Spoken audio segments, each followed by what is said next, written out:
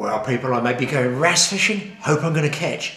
But I'm down in Torquay. I could not drive past this place without checking out some of the latest gear in Kiddy Wholesale for you guys. Look, you know me, a tackle shop. I don't know what's the latest and greatest that's coming through the system. These guys do. They sell to all the tackle shops all over. And at least you know exactly what's coming through the system, what's working, and obviously you can then go in your tackle shop if you want and order it. But this is, man, for a fisherman, it's like in Aladdin's cave.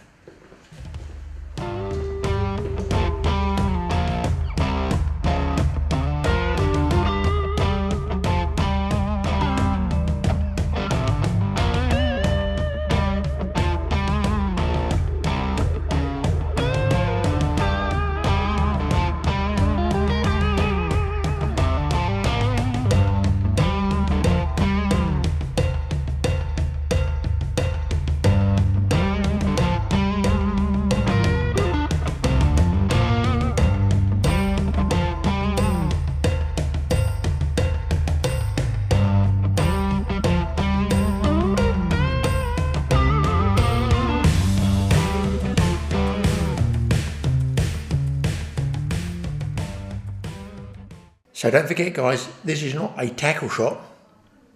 Well, it is, it's full of tackle. It's not technically a tackle shop. This is for other tackle shop and dealers to come and see. You know, it's a display. This is all a display area for the other tackle shops to come and see so they know what to stock. Pretty much like I'm doing, they come and see what's the latest and the greatest is. Also, whatever the latest brands are, that's one thing, but because you've got the tried and tested, a lot of the old stuff as well. There's my old shelter there, look. So there's all the old stuff that everybody knows and loves as well. It's a good idea to keep your reels, isn't it? So when you close it, look, seat to sit on, backrest there for your back. Leads go there, that's neat, that gives me ideas, look, all the leads go in there. Million rigs, obviously, but that's a very good idea. So again, that's something I've not seen. Tackle box and a seat.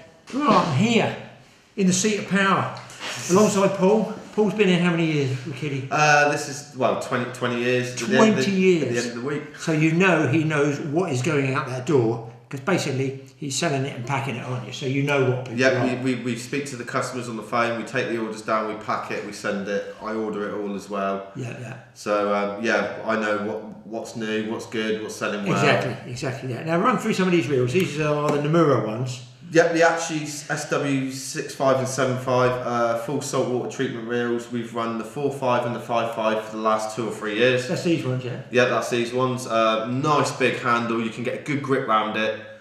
They are good, sufficient amount of line. They've got really good drags on them for big game. You know, you could almost boat fish for bigger fish for these, and they would hold them. Yeah. I think I got that size. You'll see it in the films, guys. I've actually been using this for what, 1.5 years, and we talked downstairs about decent reels. And I can't really fault these because, you know, they seem fairly bulletproof, don't they? You know? Yeah. I mean, I've had the odd one back where someone's knackered a spring up in, say, in the bail arm. Yes. And the reel is, you look at it and it's absolutely smashed up. It's been well used, but everything works on it. They just don't go wrong. Now, I had another reel, just as a by-the-by, smaller one, and that one seized up. We were talking about this earlier on. I did wash it all in fresh water, but it didn't hold up. I'd use it at sea, don't get me wrong, but we were talking it mustn't go near the sea.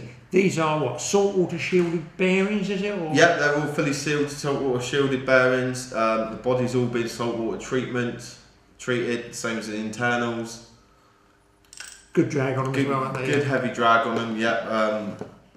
Yeah, you can't really. I've used them off the beach and the boat. I use them both, but I haven't got the giant size one here. No, these two are the new they are to the range. new sizes. Yeah, the sizes. So this is 2019 brand new models. Yeah, we've got quite a few people that they boat fish, but they use fixed balls. Exactly. Yeah. We need something bigger. These are brilliant reels, but they're not quite big enough. So it was like, right, well, we'll increase the range. We'll run 4 instead of 2. Gotcha. We do a 4.5 and a 5.5, and now we did the bigger ones for the guys that want to boat fish or fixed ball. Model name of this? How do you say it? Aichi? Aichi, yeah. Aichi, Nomura Aichi, full Japanese brand. Now, smaller reels, freshwater? Yep, the little Hero front drags, we sell a lot of these. These go to a lot of shops that do, you know, they're mainly predominantly sea, but they get people come in, they want a bit of freshwater gear, they haven't got the big accounts. Yes. These little things are brilliant. And these will be middle of the road pricing for guys, you know, looking. We don't say prices because they always change, but I mean, what would you say that's coming in at entry level wise?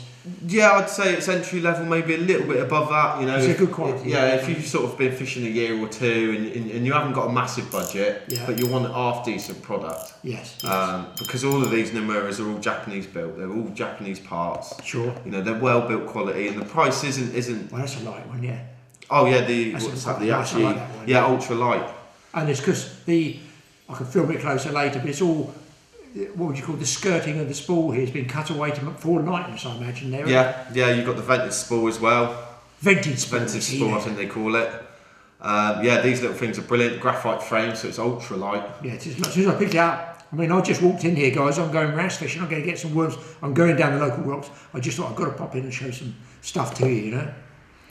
Right, on the other side, putting line on these, I see you've got X4, Sidewinder X4, right? So this is 4-strand braid. Ah, that's it, yes, that's it. Now, what was the other one we used to use? The silk is 8-strand. Yeah. This is a lot softer. Sort of more of a budget braid, because you know what braid's like, the cost of braid. I mean, you could pay up to 50 quid for a spool braid on some occasions. A lot of people haven't got a massive amount of money. These little things, about 15 quid. Yes. Fill a reel up, 250 odd yards.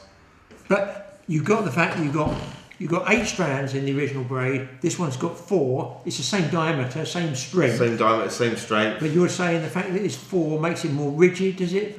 So more for casting, for lures? More for lure. I'd use it more for lure fishing. Now, would that be because some of the braid, I've used some of the lighter braid, Mike had some lighter braid, and you cast quite a long lure, and if it's windy, it just balloons everywhere. It just flies off all over the place. Hits the water, and you feel like you're cranking for 5 minutes to get tight to the lure, by which time it's sunk in the weed. But what you were saying is, would this be better for lure fishermen? This would be a bit better, yeah. I think with the casting, it won't balloon as much. It's going to balloon a little bit, obviously, but nowhere near as much as an 8-strand or the other types of braids you get around that. Yeah. So there's the new one there, guys. That's this year's product? This year's, yeah. We're selling more of that now than we are the 8-strand. Is that right? Yeah. I'm using the 8-strand. You'll see it on my reels. I've had it, don't tell anybody, I've had it on the spools 1.5 years. Yes, I lose the odd bit, but I just back my spool up with mono and then put the braid back on the top. It's still going. I use it in about 40 pounds because it's still good stuff. That's the reels, and that's some line.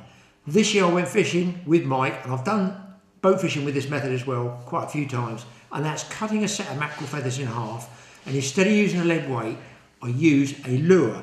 Blow me down, I've located the lures. We've lost them all now with fish or whatever, but you say these are really, really popular anyway.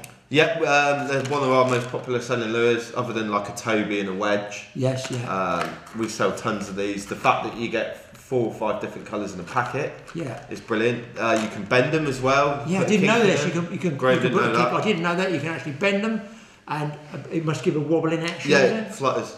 Yeah. You get them so they can flutter in the water, and you can bend them how and when you want. Really, I never knew that. Yeah. So this one is called a Nordic herring. That's a 30-gram size. Look, they got loads of different sizes and weights and other lures down there. I can only speak for what I did with Mike catching, and what we found was the bigger mackerel, definitely 100%. We got on film, hit the lure at the back. So you double up. You get 3 feathers, so you get your regular mackerel there, and you got that as the casting weight, but it's also a bonus. So what feathers do you get through here? What are the popular sizes? We sell a lot of these sea fleck feathers, just general reflective silvers. These things, they last a while as well. Yeah, 4 in a pack there. Yeah. 4 in a packet, yeah. I think they come out with 1/0 or 2/0 hooks. Like you said, you can cut them in half. You've still got decent length between the snoods. Well, those you can only 4 in there. Probably, if I had those ones, I would use that with the lure instead of a wedge. You double up that way. You don't have to have just 3 feathers if there's 4 in a pack. Just use a straight pack. Just a straight pack. You've got the traditional mackerel traces. We do these in assorted colours, which are these ones. Traditional white and also black. We sell quite a lot of the black ones. Yeah, just pure black feathers. So they see the silhouette, I imagine. I assume so. Yeah.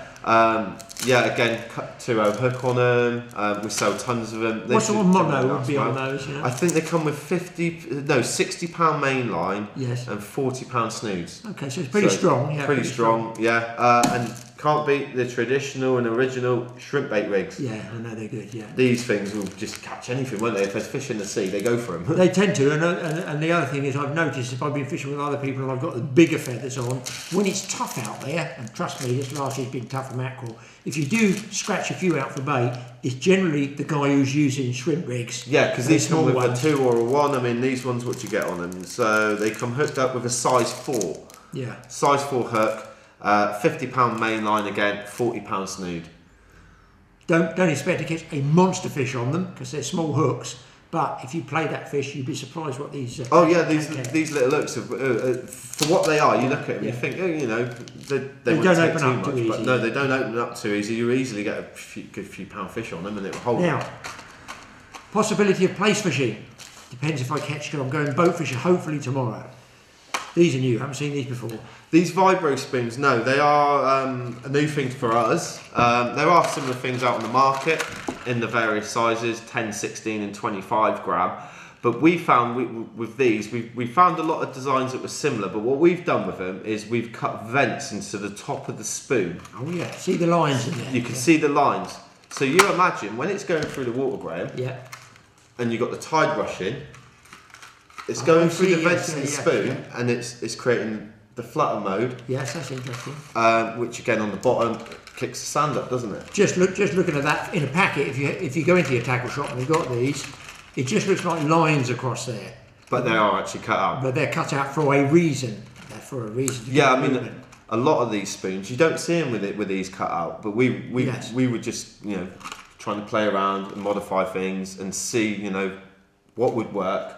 And since we've done this with these are the best selling spoons that we sell. Are they really? And we have shops that will buy sort of 100 at a time. Oh, crikey. Yeah, they'll go, right, I want 50 10s, 50 16s. Now you know that this is why it's worth me dropping into Kiddy Wholesale, because they sell to your tackle shop. So they know what's going out the door. So there you go. I mean, I haven't seen these before, I have to say. And they come with a hook as well. Come with a hook, yeah. You change it yourself. Change it yourself, yeah. Want a hook there, yeah, that's good. Also, what on earth is this? It looks like my wallet. That's right, it's always empty. Show us what that is. This, I think it's a relatively old idea. It's a Velcro boat rod holder. Basically, you get your rail, you strap it around your rail, like so. When you're out in the charter boat, when you're out on your boat or whatever, pull that back, sit your rod in it, put the Velcro back over. I mean, there's no weight to it. It's not like carrying a big rod holder that fits in the gunnels. You it's got side mounts and the bolts and stuff. It's just nice, easy, simple. You keep it in the tackle box. Some boats they have the holders on them, but if they don't, it's handy to have in it. It doesn't take up no space. That, guys, is a cheaper investment than seeing your favourite rod and reel zip over the side. That's a good idea. Yeah, especially for the sake of something that's going to cost you about £6-7 quid. Yeah. And you can use them on your private boats as well, can't you? Yeah, take them anywhere you want to go with it. It can go with it in the tackle box. The other thing, I've seen these things before, as you say, they've been around, but the benefit of those, I find, is that if you lean your rod against the railing, it keeps sliding down to the guy down next to you who gets a bit irate because he might get tangled. But also, you can put your rod up at a bit of a steeper angle because this grips it. So rather than having it too low, just stop it sliding, you just lock it in there with a Velcro and you can put it at a slightly steeper angle. Squid jigs I see over there, we're going to have a look at those as coming around for squid time. Yeah, it definitely is, Graeme. Two different sizes there, Paul, and that is definitely a different shape. I don't think I've seen it. Is that a new shape to you? Yeah, these are the Nomura ones, again, the Japanese brand that we do. Slightly longer, slightly different shape. Not by a lot, but you can tell that they are different to most of them that are out there. And the Japanese are really, really good at this sort of stuff, at catching things like squid. Oh, God, yeah. One assumes that bulbous shape, there's something about the design that might be good there, something worth trying. What about colours that you find go out to the shop? What are they asking for? Colours, most of them, like this goldy blue colour. Yes. And obviously your whites. Yes. Your whites go really well. The purple's getting more popular. Pink and the red, you know, it's down to personal preference. Gotcha. And some people will swear by one colour because that's all they've caught on. Exactly. So you're using it all the time. We all do it. We do it with lures. Yeah. Small sizes. What about those? Small sizes. We sell a lot of these. I think they come with a 30.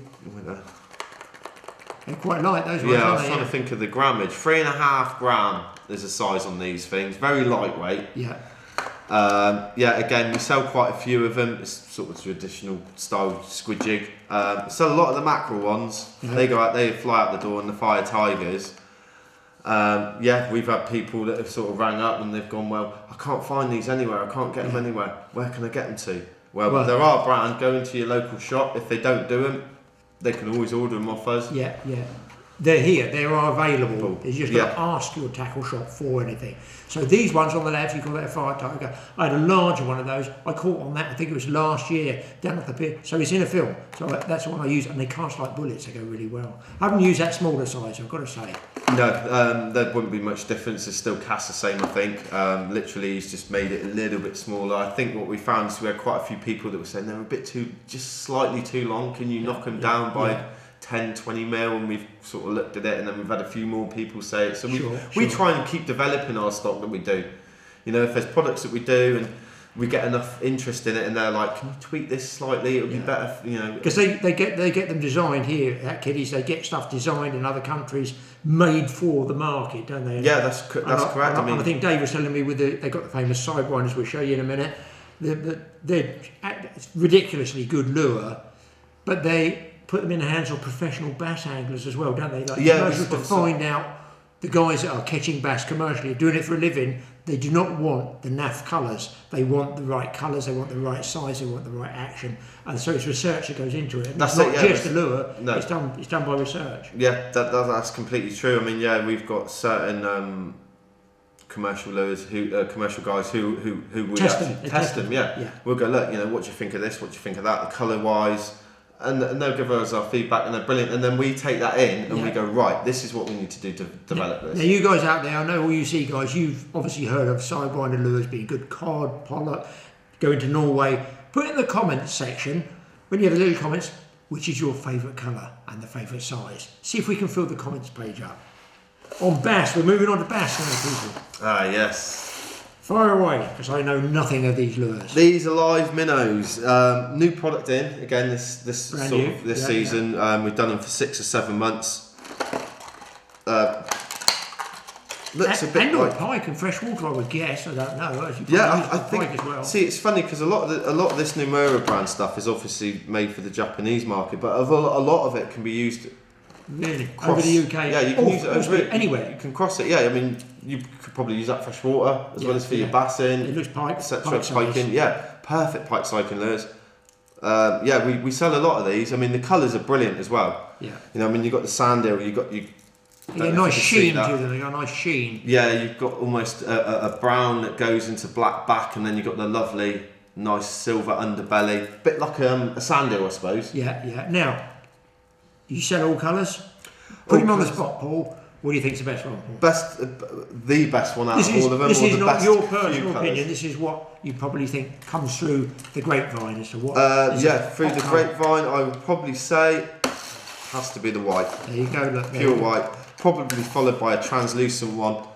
We sell more of these than the rest. They all sell really well, but you just find that certain colours where you'll sell like 50% more than the rest of them, and you sort of think, well, is there a reason behind this? I reckon the reason is the anglers are catching on them. They go into the tackle shops, they want more. The tackle shop gets in touch with you and says, can I have another 2 dozen of that size? I suppose as well as you get fishermen out there like you guys, you talk to your mates, I've been catching on this. Oh, right, okay, I'm going to go out and get a few of these. Try one, yeah. So that's worth knowing there. 15 gram lure, 10.5 centimetre in length. Nice little lures. Yeah. I tend to find myself when I go plug in, I don't like to use anything too big. Yes. You know, I don't like these giant ones. I think they're a bit too big, but these things are perfect size. They're suspended. Now, I just saw the words there. You saw me looking at it. What does that mean? Suspending. It's got suspending on it.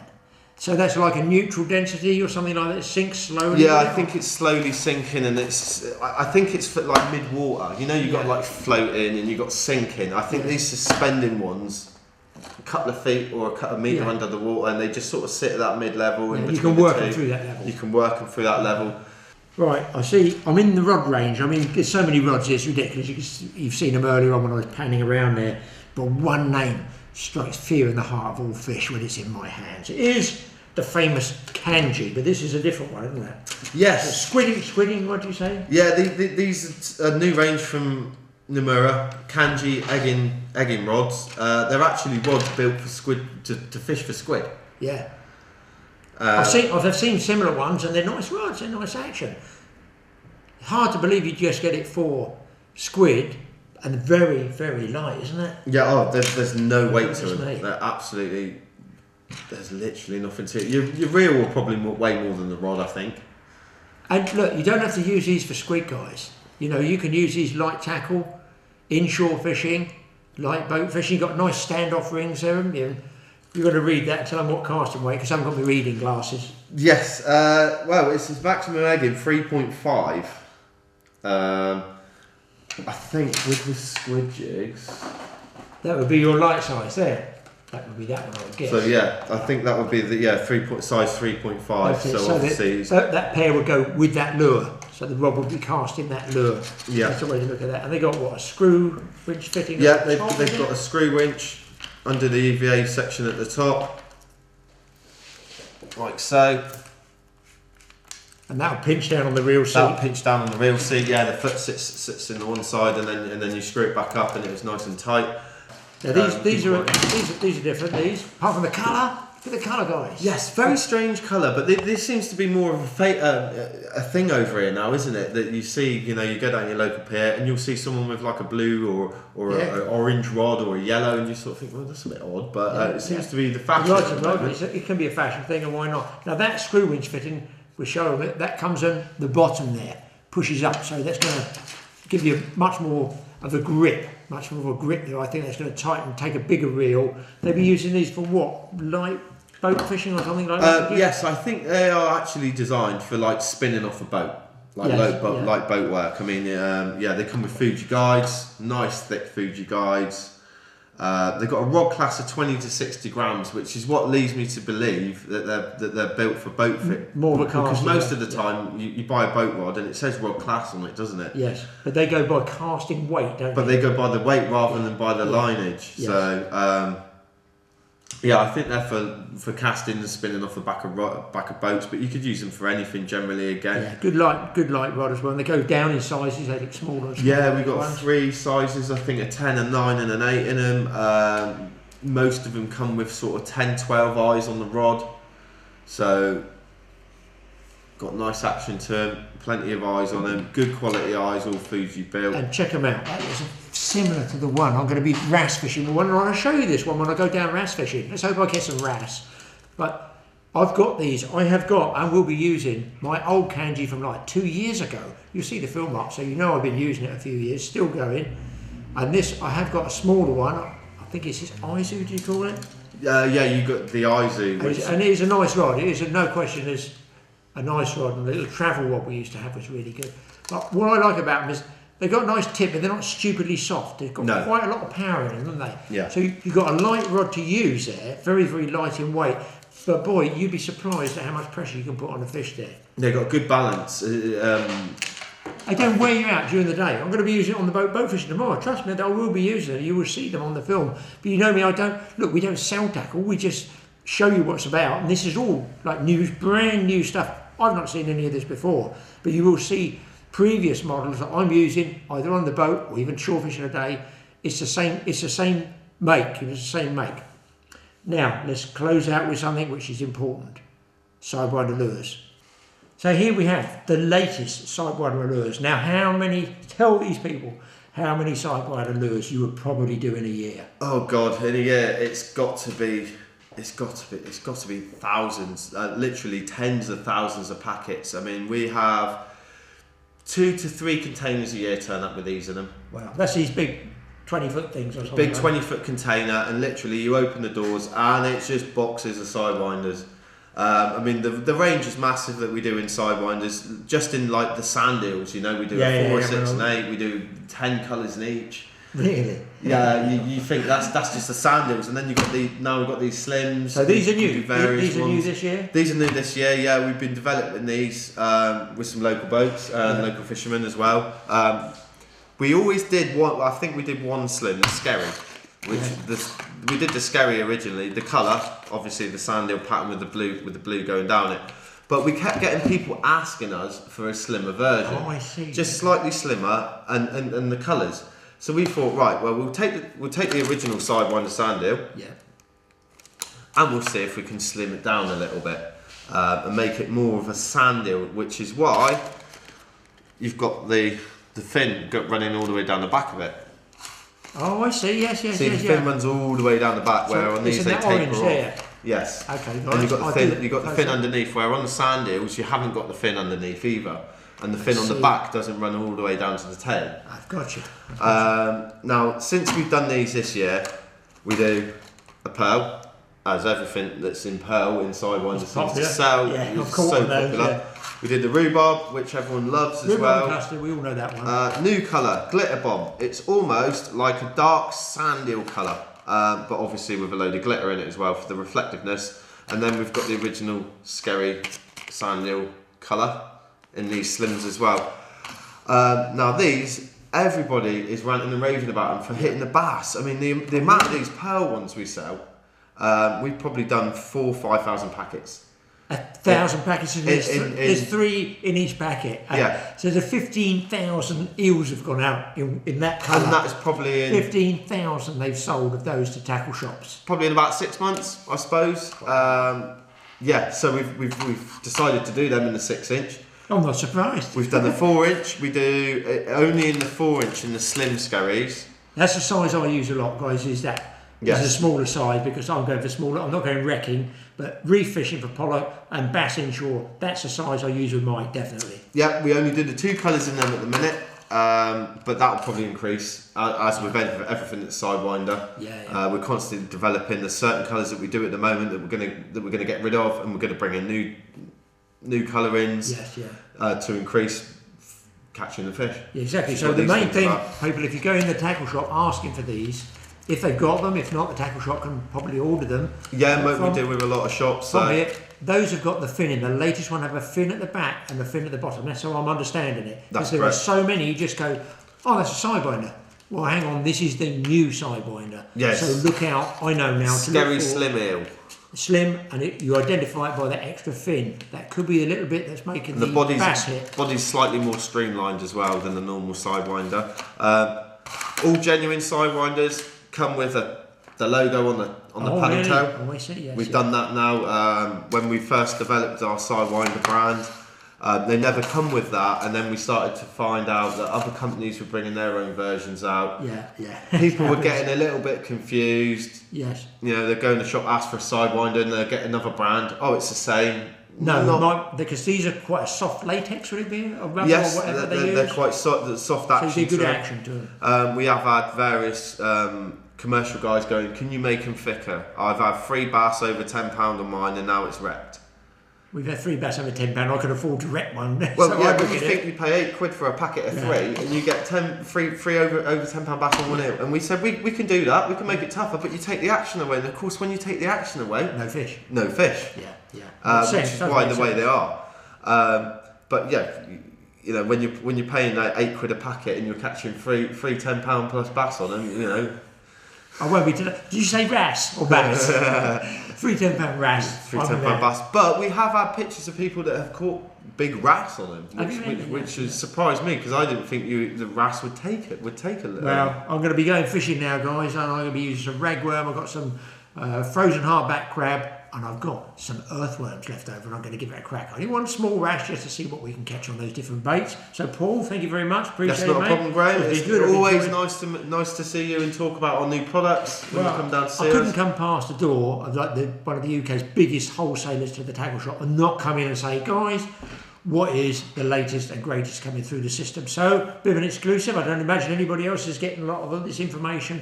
So you know out there what to look for in the tackle shops. Ask your local tackle shops, support them, and hopefully you'll come back with some fish. Well, really interested to see that that tackle there, thanks to Paul, but that's gone from the exciting to the disastrous. Not a tackle shop down here on the coast has got any ragworm. It's a Monday, so they've obviously fished out and had a competition apparently over the weekend, so there's no worms. Great. I've got a few hardback crabs, but Paul's given me these funny little Mariuku weirdo worms. I'm going to try and catch something on them. Otherwise, I'm going to struggle, guys. But look, here I am. Waves are pounding and crashing up there. I'm on the other side. Wish I could say that's my hotel for tonight, but I fear it's not. Islands over there. Big cavernous rocks up here. I'm going to be climbing up and over that side, hopefully out of the wind, and hopefully into wrasse territory. Right. No Michael to help me lug the gear, so I'll be taking my directions a little bit carefully up here. I'm going to rest those up there and then climb up, put the bags up. Oh dear. Old age pensioner climbing over rocks. I mean, whatever next. Oh! Ah. Am I going to make it? Kayakers over there. How the hell do I get down there?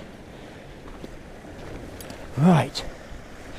Be very careful. It's not slippery. Well, people, it's pretty impressive. This is why I like going sea fishing. Look at this. There's either a buoy or a seal down there. That is impressive. Now, I might switch the camera off. I fear if I go A over T down here, it might make a good YouTube film, but that's only if somebody ever finds the footage or the camera or me. These are the dodgy bits. I'm going to go down this ridge, hold on to the rocks there, and I can jam my foot in the edge there. It's just off high water. I've missed about an hour high water. This way I fear both. I do like to put the weight downhill of me, if that makes sense. You know, if I slip, all the stuff doesn't come crashing down on top of me, does it? This way I can let it go and only the tackle gets damaged.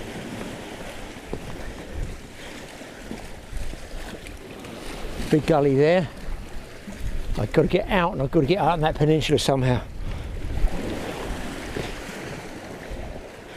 Oh, there's a bloke fishing. Look at him. Hi.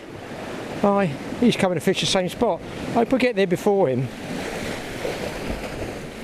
Whoopsie, I'm going to put the camera off here, guys, because it's going to be slippery and wet because the high tide's been around there. Wow, here they come. Whoosh. There's a big wave coming up the gully. An even bigger wave coming up the gully. Right, let's put this off and then I'm going to work my way around here. That is absolutely up here. Spectacular with the blue sky against it. All the cliff formations. I've made it past that, the danger gully. There's the kayakers there. Why are they not towing fishing rods or something? There's something exciting about getting to, well, the mark basically. I'm going to switch off again while I negotiate around here somewhere. I'm going to work out whether I have to go up there or across that gully. Well, I am still negotiating here. Oh yeah, this looks cool. Over there, look, you see, guys, there's a deep hole down there. I might even be able to get further down. Maybe fish off that rock down there. The tide's falling because you can see the barnacles on over there. So it's dropping away there. I think, am I going to chance this of and film at the same time. Actually, it's not a sea, it's not actually a seal, it is a lobster boy. Here's going to be, oh, I think it's going to be base camp here, people. It's as good as it gets.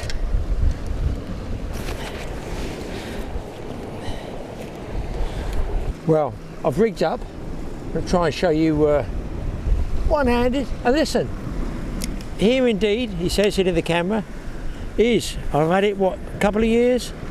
2.1 metre icy, I-S-E-I, is one of the old Namuras, there he is.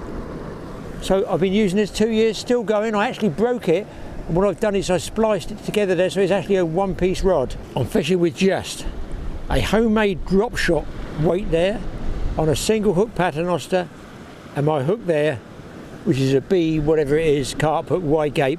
I'm going to put on that because I've got no worms. All they could get me, good old Paulie saved my day, well he has if I caught a fish. These things are Mariuku Sony, they're like a, it says amino acid boosted, grab and go sandworm pack. The only bait you need. I certainly hope so. Put that on the small hook, and on the big hook here, I'm going to put, I bought a few frozen crabs there. I might have to cut them in half and elasticate them on with thread, but we chuck that on the second rod and see if we get lucky. Boys, it is a setting and a half here, he says, with his bait blowing over this cliff. It's pretty windy. I thought it would be sheltered, but it is pretty windy. The sea's not rough, but it's a fair old northeasterly wind. Doesn't bode well for my boat fishing tomorrow. Solo boat fishing. Oh dear. Well, let's see if we can catch you guys a fish. Now there's these things. They're actually some sort of rubberized creature. We shall find out if the wrasse eat them in a minute.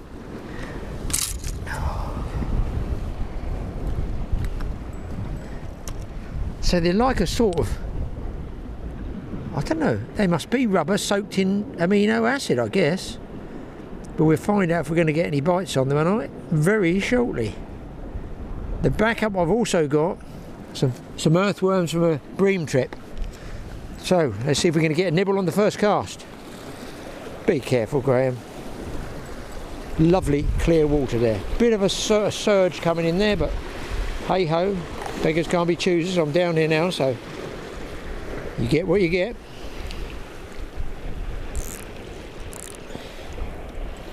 Now, wrasse fishing, I find, is either pretty immediate, you know, i.e. within a minute or so being on the bottom, you can just discover if there's any fish there, or nothing at all, or lost tackle. I might sneak down a little bit farther. I think I'm okay. This barnacle's pretty rough for your boots, and the tide is falling there. And you'll notice I'm holding the rod low so I can lift into the fish. The fish, gotta laugh, haven't you? Oh, oh, oh. That's a tap. Oh, oh no. Oh no, show me, I've got a fish. Oh jeez. I don't believe it. I do not believe it. I think that's the first Sony artificial plastic amino coloured flavoured thingy that I've ever caught a baby wrasse on. Right in the face. Well, well, well. I'll tell you what. That's turned me around totally, because I was not altogether sure whether that would work. And there he is, a small Ballon wrasse. Wow, now I'm fishing. Well, well, save the first drop. So they do work, people.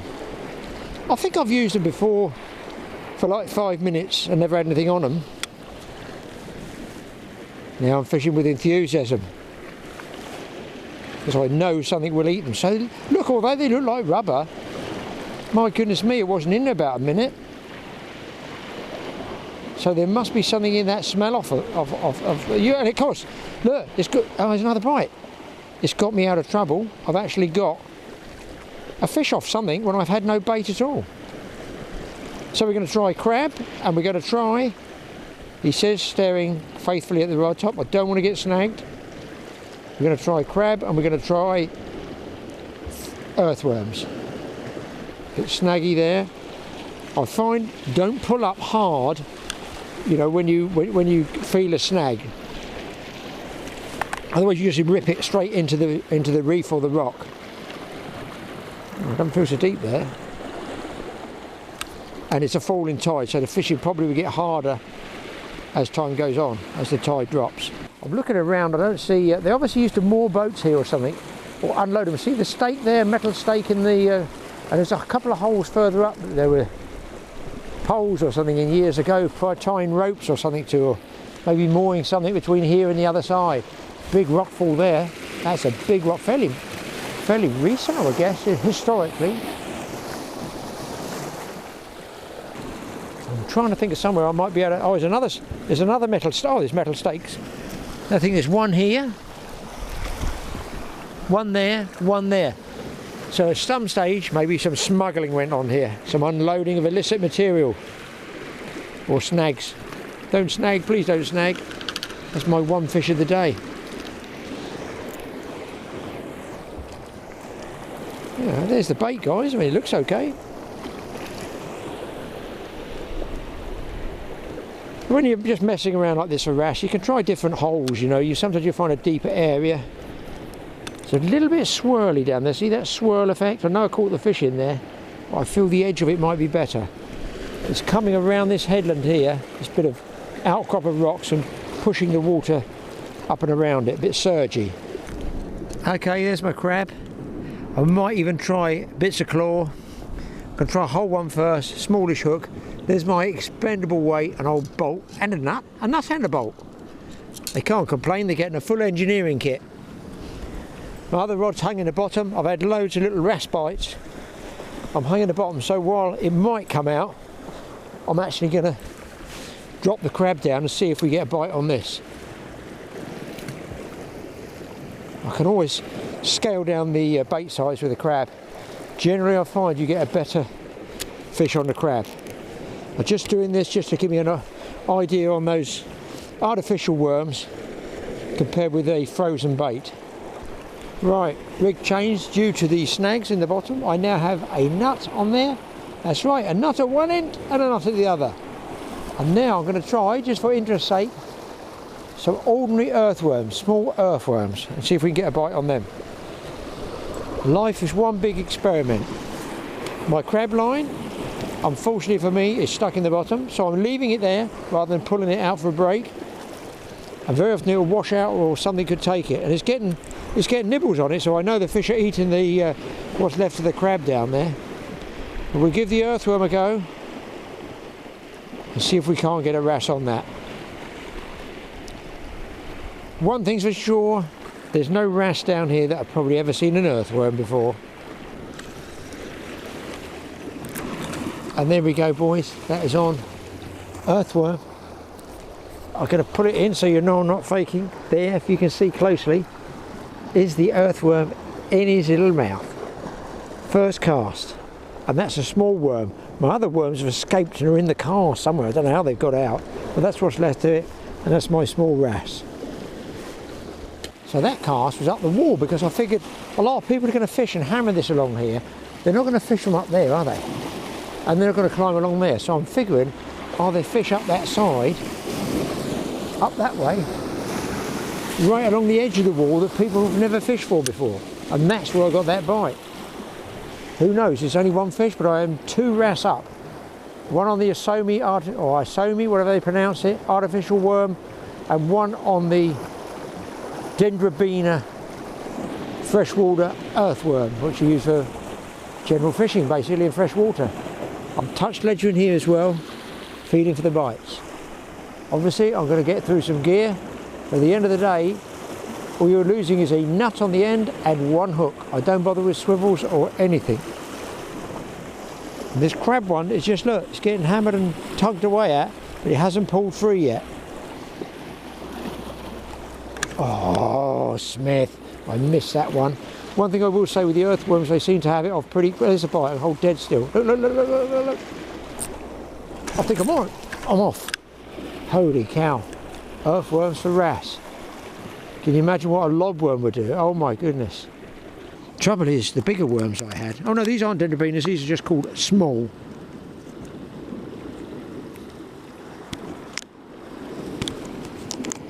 And of course you can keep these alive I've had those 9 days already, just in the fridge, in amongst that sort of peat. So if this looks like it's working, I will not be buying expensive big worms, sea worms anymore for wrasse fishing. I'm just going to buy a tub of those for £2.50, and well, perhaps a larger size, or even some lobworms. And then if you don't go on that particular day, you can, as they say, use them keep them in the fridge for a while.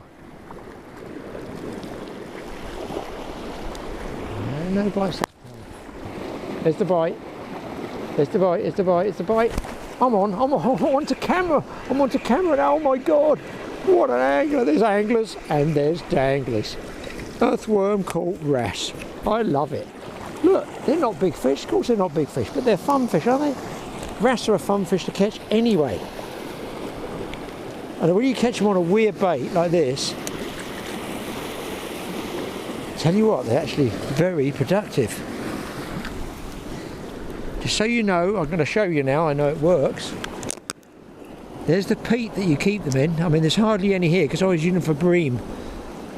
One about that size. Now, the dendrobinas are bigger and more wriggly.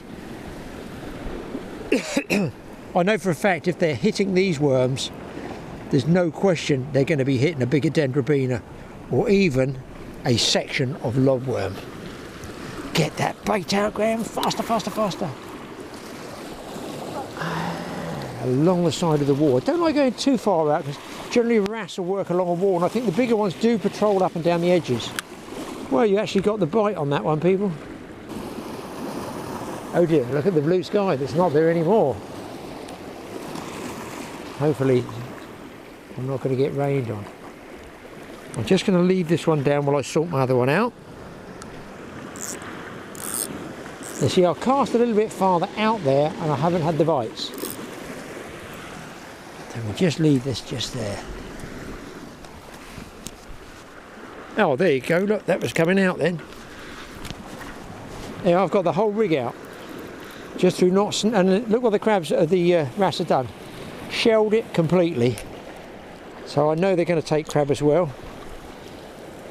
I'm going to try one of those other worms on there. And of course, leave the worms up here as well, Graeme, so that you have to go 20 yards for them each time, risk broken ankles. The more times you walk over this stuff, the more chance there is I'm going to make a mistake. Very interesting talking to Paul, you know, about the different bits of tackle, because as I say, they're selling to the tackle shops. Now this time, these are weird things. Oh, they are rubber. I can't even snap it. Oh, look, look, look, look, look, look. Just keep the cam there, keep the head cam. See if you get another bite, register another bite. The minute I look away, it'll probably... Look, look, there's the bite. So you know worms work. Back, look, look, look, look, look, look.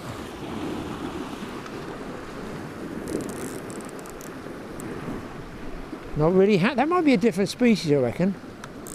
Wrasse are generally very aggressive hitters of the bait. So there is plastic or rubber or whatever, and it's coated with something. But I'm going to cut it in half. And of course, yes, Graeme, back we go for lace scissors. And I'm going to come back for a sandwich in a minute because I'm starving. I haven't had lunch yet because I'm filming for you people 2:30 in the afternoon.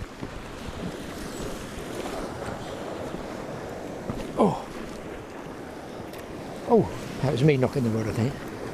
So I'm going to get the scissors. Oh, yes, it does cut. So that's that rubbery stuff, it does cut. Now this one I can probably just drop down here and keep an eye on it at the same time.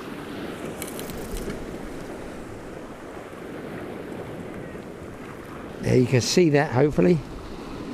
They got wriggling movement. Now if you did it with ragworm, I don't think they wriggle quite so much. Well, these would wriggle because they're not used to salt water. We'll try a little bit closer. Didn't seem quite so deep here for some reason.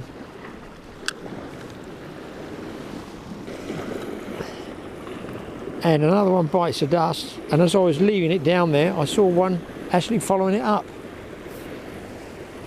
Small fish, but fun fish. All on earthworms, people. It's definitely, the earthworms definitely outfishing this rubber stuff, definitely. Well, it's meat, isn't it? Let's face it. It is meat. I definitely haven't got enough earthworms. I'm now about 8 wrasse up. What a shame I didn't have ragworm, eh? Oh, mind you, do you need it? It appears not. I think I got him. Got him. Earthworms, the way to go. Wow. I'll tell you what, boys, it's like shelling peas at the moment.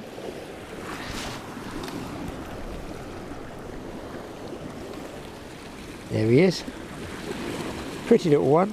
Got a black spot in his tail. I'm calling everything that's brown a ballan wrasse. Okay, this one's a bit different. This is a sliding float rig. Show it to you briefly. And then I can leave this one out there to pretty well fish itself. Let me show you what it is, people. This is it's like a polystyrene with a harder cap. And that's a float, a sea float, right? 12 grams. You put up here, I'll just show it to you so you know. Just there's a stop knot. So I put that at about 5 feet from there to the hook. The float hits the water. The lead, the ball weight here, which is just tied on, sinks down through the water. It goes through the middle of the float, the line. It's stopped just there by that stop knot. Okay, stopped by the stop knot. So it's hanging there, can't go up any higher. So you're suspending the bait, and I've got about a good 3 or 4 feet below the weight before I've put one of those Sony grab and go sandworm pack, the only bait you'll need, on the hook. And I pulled it through halfway, the hook, and I've got it very, very straight because I want it to wash around. I've left it straight because generally in the UK our sand deals are about that size. So I'm going to throw it out there. It can wash around because that surge has gone from high water, and that way I can concentrate on the wrasse rod here and just glance up at the float rod. Might get different species, who knows? If not, you can fish close in. The wrasse, you'll snag less because it's suspended off the top of the weed bed.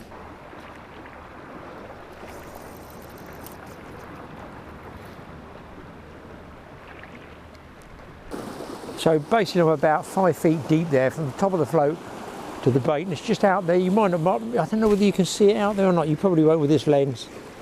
It's just sitting out there, and being sort of mid-tide, it shouldn't wash around too much. It should stay in that sort of area, but I can leave it and I can concentrate on wrasse fishing down here. It's just a way of fishing 2 rods and seeing also what's out there. There could be a mackerel or something out there. So you can see I can look at the white kanji rod there, float fishing, and then here I'm touch ledgering and watching that rod top for any signs of a bite.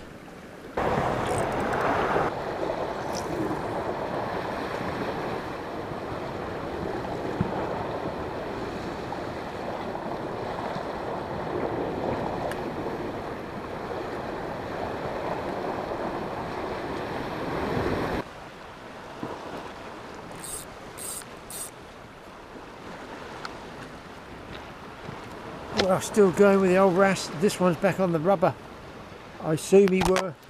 I can't even say the words now. I think I know how to go to the pub and have a beer. There's that rubbery flavoured worm thing there. They've gone off of the earthworms, but in fairness, it's like 10 to 1 on the earthworms. It was like 10 to 1 on the earthworms, but I am getting them on this now. So, and I'm getting bites on the float as well. Missed 2 good fish. So I had about 15 of these little guys now. I need a big chunk. 3 pounds.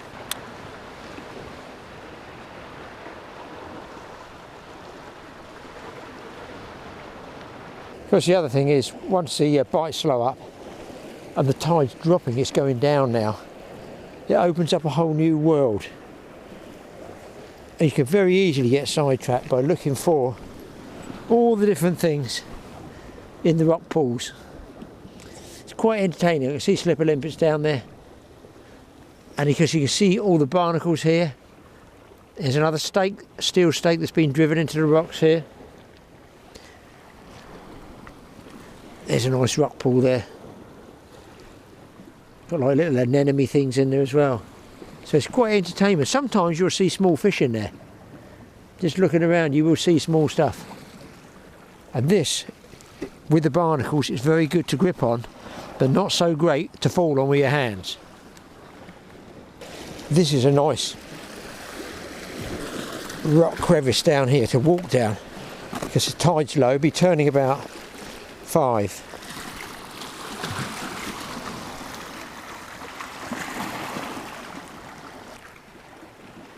Getting bites on my worm bait up there. I better clamber back up here. Just a mass of barnacles here. And brilliant. I haven't got anybody else fishing near me at all. I am the only person here. And it's a halfway reasonable day. Bit cold the wind, northerly wind. There you go.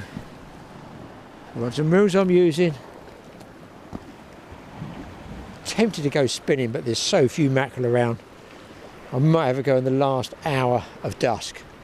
But generally this year seems pretty much a waste of time. Shame, but it's the way fishing's going. And the wind doesn't seem to have gone down. I hope it goes down tonight, because I'm on my own in the boat tomorrow. Far, far out to sea. Hopefully, black bream, maybe a conger, and I'm going to put a line out for a world record pool beagle shark. Going to get rid of all my chum out my freezer, but that's another film. My float is bobbing around there. I've changed it to an orange one. See it better in the against the silver. I'm out of earthworms. I'm going to try the crabs in a minute, see if I can pick something up on crabs. Well, as I find happens when the light levels drop with wrasse fishing, they tend to go off. Now, there might be a wrasse expert out there that absolutely catches loads in the hours of darkness. I haven't. It's my experience. I've never found them fish very well really after almost dusk. Now when you think about it, one of their main predators in this rocky area, because wrasse live around a sort of rocky area, is going to be, yeah, the conger eel. When does the conger eel come out? In the dark, as dusk comes. So I believe the wrasse, and other small fish as well, pouting, will migrate from just outside back up tight under the kelp and in the little cracks and nooks and crannies and everywhere under the rocks, little caves, wherever they've got to keep out of the way of the conger eel. It sort of makes sense. Now whether that's true, whether that's why they actually sort of tend to go off the feed, I could catch one in a minute, but they have definitely slowed as the light level's gone down. Something I did forget to tell you is explain that stop knot that stops a float coming up has to be clipped down, normally with a bead in front of it. So you go float, little bead, stop knot, because the stop knot winds through your rod rings and it can go on the reel if you clip it down enough. And then when you cast out, you could set a float at 20 feet deep. Obviously, if there's a 20 feet drop, you've got the cord line, the rod's not 20 feet long, is it? So it's called a sliding float rig. And I must have had 6 really good takes of floats away with it. I've wound down nothing. That's the way fishing is. So that's what the stop knot's for, is to stop the float going really sliding your bait's on the bottom. You're suspending that bait, that's what you're doing. And you can tell it's slowed up now because the rod, the white kanji's jammed in a rock hole over there. The float is just bobbing along, it's coming round. I'm figuring the tide might have just turned and, you know, be flooding in. That's why I'm going to hang on till dusk. And my other crab is here. I've had nothing on the crab other than the old crab leg, but they are shelling it somehow. So they must be very, very small wrasse. Superb evening. Getting chilly now, it's getting cold, but what a setting. I've got a fish on some description here, people. I thought it was a mackerel. It's just like second cast with this spinner, sweeping it in off foul hook something. What the hell is this? What is that fish? Is it a smelt? I don't know. I'm going to say that's a smelt. Well, no, I'll tell you what I'm going to say. I'll say I'm boat fishing tomorrow and that is a bait. Is it a world record? And I don't know what it is.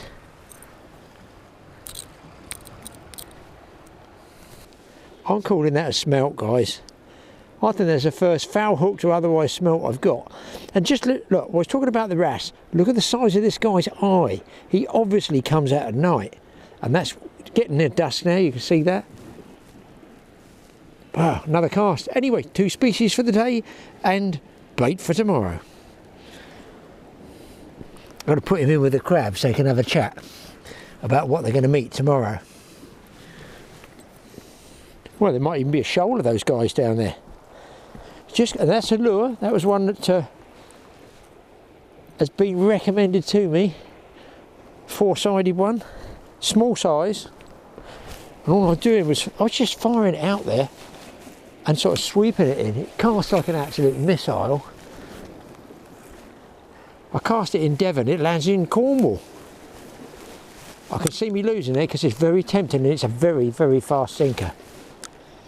So I shall try and endeavour to do the same thing again. Makes me wonder, you know, if there's any bass out there, this low light levels of fish like that there. It's about there I got him. Well, nothing on the lures, guys. Going to call it quits. Lights are all coming way off in the town there down at Brixham. I've seen the boats coming and going, the big trawlers. So some are coming in with catches and some are going out for probably 2 or 3 days of trawlers from Brixham, one of the famous English ports for fishing, commercial fishing. So I had a good bit of fun. I want to pack up because I've got to negotiate this lot.